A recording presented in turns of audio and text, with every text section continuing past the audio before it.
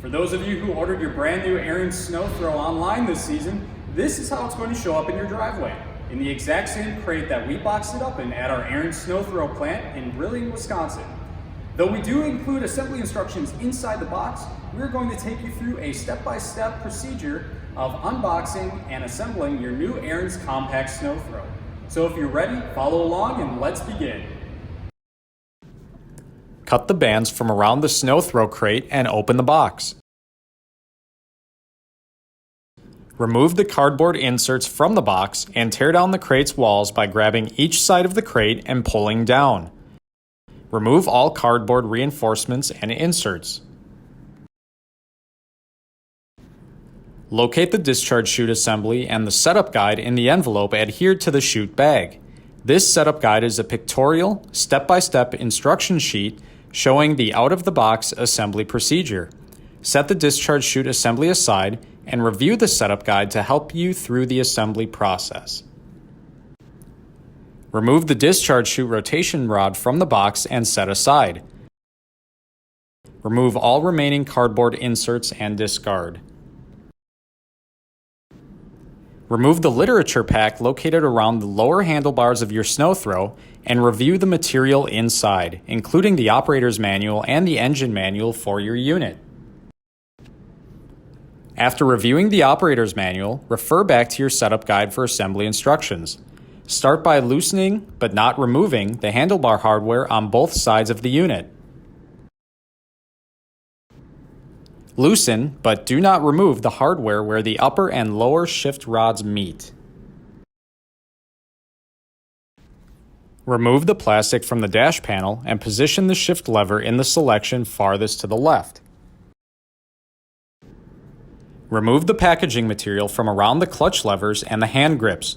Both clutch levers will disengage and spring forward when the packaging material is removed.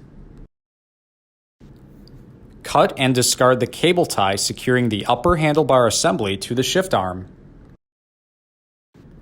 Position the upper and lower shift rods so they won't bind as you rotate the upper handlebar assembly into the operating position. Support the handlebar assembly as you tighten the hardware that secures the left and right sides of the upper handlebar assembly to the lower handlebars. I placed the left hand grip on my shoulder to support the upper handlebar assembly while tightening the left hardware set. Ensure the handlebars are secure after tightening both hardware sets.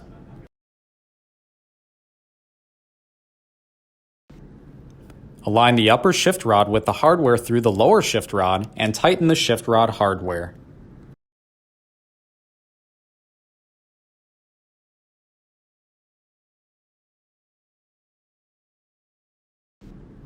Remove the hardware in the discharge chute pedestal mount, but do not discard the hardware.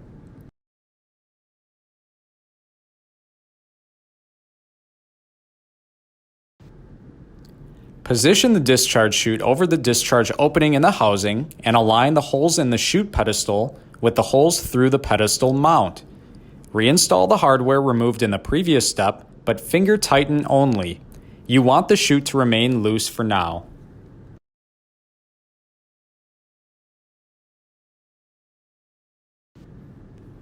Remove the tapping screw retaining the chute gear cover to the top of the chute pedestal and remove the gear cover.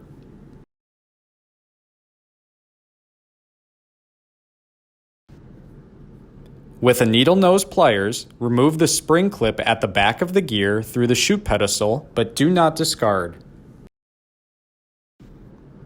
Insert the chute rotation rod end through the bushing in the rear of the dash panel and into the chute rotation gears. Be careful to keep the chute rod as straight as possible because the bushing is fragile and could crack if the chute rod is inserted at an angle. Align the holes at the front of the chute rod with the holes in the chute gear and insert the spring clip removed earlier through those holes.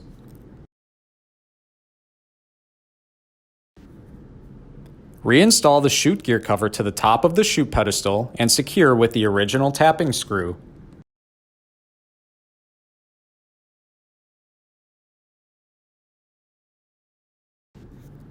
Tighten the chute mounting hardware.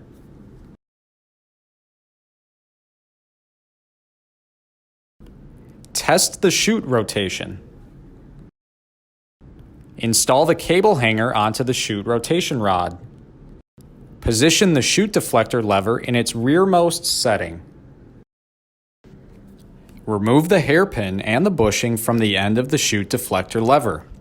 Insert the cable anchor at the end of the chute cable into the cable bracket. Install the cable eyelet onto the deflector lever. Position the rubber boot against the cable anchor and secure the cable end with the bushing and hairpin removed earlier.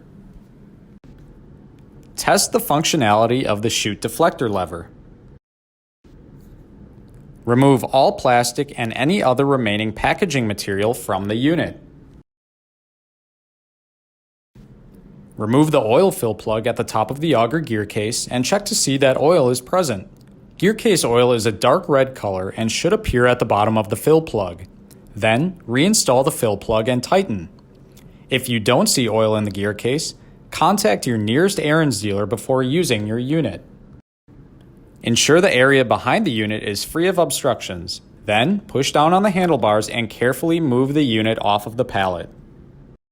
Now that we're finished assembling your brand new Ariens Compact, there are a few things that we'll want you to do before you actually start using it. The first is to read your operator's manual for your unit from cover to cover. Next, ensure all the controls function as they were designed. And third, adjust your skid shoes according to the instructions in the operator's manual. And last but not least, register your new product at ariens.com/registration. Now, if you encountered any difficulty or if something just didn't feel right with the assembly procedure today, be sure to reach out to your local Ariens dealer. You can find a nearby Ariens dealer at ariens.com/dealers. If you like this video and want to see more content from Ariens, click on the Ariens icon in the lower right-hand corner of the video to subscribe to the Ariens YouTube channel.